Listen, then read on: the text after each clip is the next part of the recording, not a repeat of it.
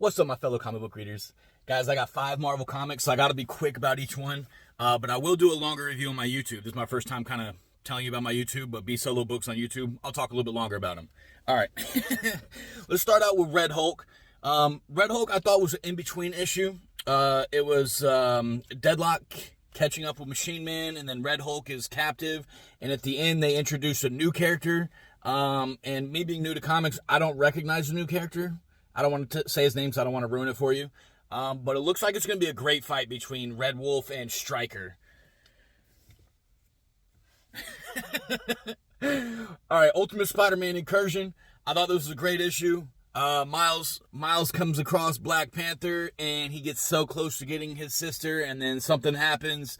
And I'm liking this issue because it's kind of combining Black Panther, the Ultimates, and Spider-Man, and we're getting to a good combination of multiple stories, and I always appreciate when that happens. Although I do need to go read Ultimate Black Panther, the Ultimate. I need to go read all the Ultimates.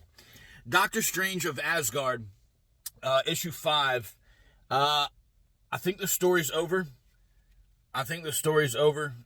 He got what he was after, and they found out who the traitor was, and if you're reading this, then you know. If you're not reading it, I mean, the trade should be out probably in the next couple months if it hasn't already been announced. I don't know because I've been reading the single issues.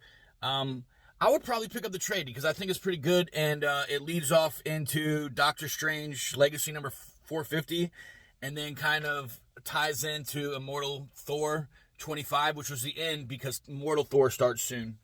But I thought this was a pretty solid issue. I liked it. I liked how they wrapped it up. I thought it was pretty solid. Marvel has a really bad habit of like combining too many stories into one and then splitting you off into multiple different directions again. And they do it in that one too, but it is what it is. Fantastic Four, these were my Marvel choices of the week. More specifically, First Steps.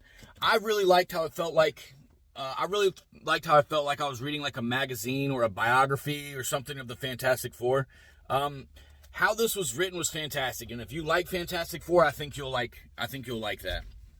And then the beginning of the Fantastic Four, they all get split off into different times, and they all go find, something that their checkpoint that they're supposed to be at, and then one of them is so far out of time that they can't even get to that checkpoint. So I thought this was a great issue. Overall, Marvel was pretty solid this week as far as what I read.